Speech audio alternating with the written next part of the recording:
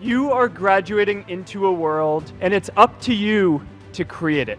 Today, we are a global world. We are so much more connected than ever before. And Mark Zuckerberg, founder of Facebook, played a big role in realizing that need we have for connection. People want to be connected.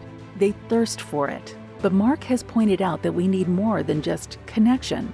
What is purpose? And how does it transform someone?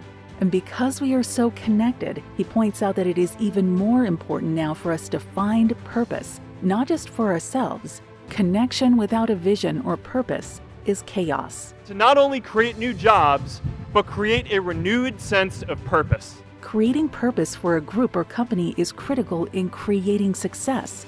That future roadmap creates a vision, a way to create powerful focus in the midst of all the chaos. Where do we start? Start with the problem you want to solve in the world and work from there. Connection without a purpose, without a vision, is chaos and conflict. Connection with purpose is powerful, fulfilling, and creates joy and success. In a world that's changing so quickly, the biggest risk you can take is not taking any risk.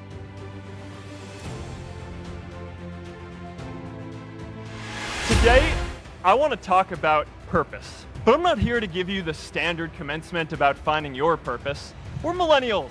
We try to do that instinctively. Instead, I'm here to tell you that finding your purpose isn't enough. The challenge for our generation is to create a world where everyone has a sense of purpose. One of my favorite stories is when JFK went to go visit the NASA Space Center, and he saw a janitor holding a broom, and he asked him what he was doing, and the janitor replied, "Mr. President, I'm helping put a man on the moon." Purpose is that feeling that you are a part of something bigger than yourself, that you are needed, and that you have something better ahead to work for. Purpose is what creates true happiness. And you are graduating at a time when this is especially important. When our parents graduated, that sense of purpose reliably came from your job, your community. But today, technology and automation are eliminating many jobs. Membership in a lot of communities has been declining, and a lot of people are feeling disconnected and depressed and are trying to fill a void in their lives.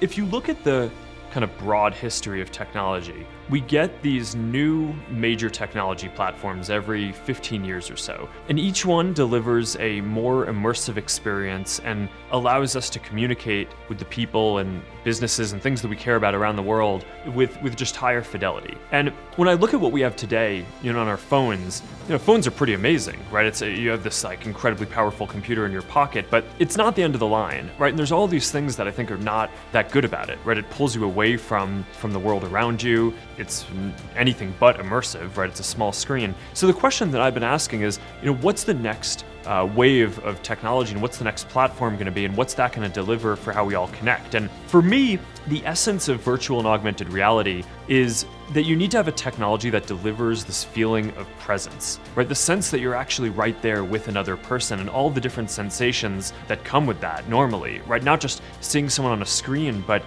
having the spatial audio. So it sounds like if someone's standing over there, the audio is coming from there.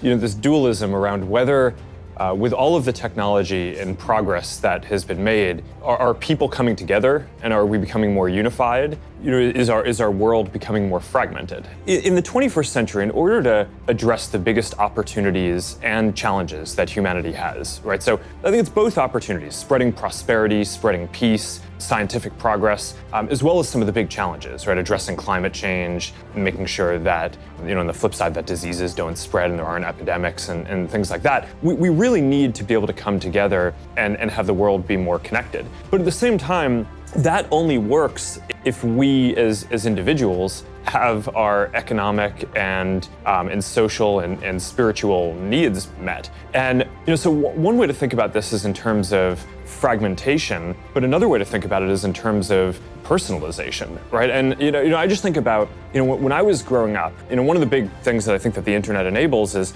for people to connect with groups of people who share their real values and interests. And The thing that I was really fascinated by, and always have been, is people, right? And how people work. When I was in college, I studied psychology and computer science. And one of the things that you learn when you study psychology is that there are all these parts of the brain which are geared just towards understanding people, right? Understanding language, how to communicate with each other, understanding facial expressions, emotions, processing. Yet when I looked out at the internet, right, in 2004, which is when I was getting started, you can find almost anything else that you wanted, right? You could find news, movies, music, reference materials. But the thing that mattered the most to people, which was other people and like understanding what's going on with them, just wasn't there, right? And I think what was going on was that all that other content was just out there, able to be indexed by search engines and other services. But in order to understand what's going on with people, you needed to build tools that made it so that they could express what was going on with themselves. Thanks for watching. Like and subscribe.